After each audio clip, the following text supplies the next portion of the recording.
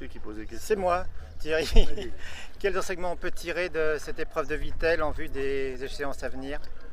Les échéances dont on parle principalement aujourd'hui, c'est les championnats d'Europe dans un mois. Beaucoup de chevaux, beaucoup de prétendants étaient présents ici et dans l'ensemble ont plutôt très bien couru. On a eu deux petits bémols avec Alerte qui est tombé sur la table en fin de parcours. C'est le seul cheval qui a eu un souci sur le cross par rapport aux chevaux les plus en vue pour cette échéance. Et puis après, on a eu les deux fautes aussi de concours hippique de Chaman qui nous avait habitués à mieux. Après, c'est rien de très inquiétant non plus, de fautes ça peut arriver. Mais je suis un peu déçu pour lui parce que c'est vrai que c'est un jeune qui est sur la montante.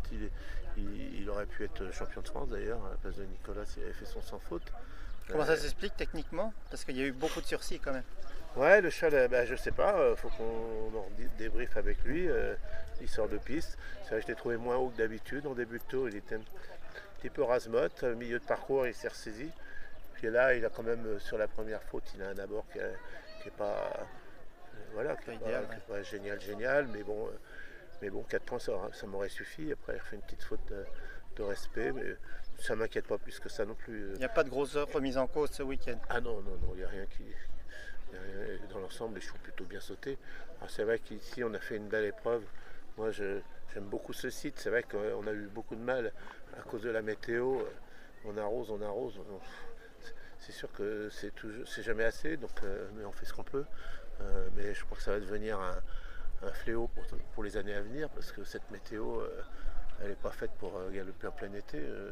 Donc là, on a essayé de faire le maximum. On peut sûrement en faire mieux, on peut toujours faire mieux.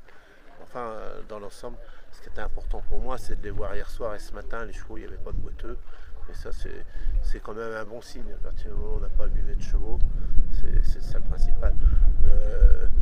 Le parcours était assez galopant. Il y avait 2 chicanes, mais heureusement, parce que c'est ce que je dis, si on ne vous met pas les 2 chicanes, il y a déjà la moitié des chevaux qui sont maxi.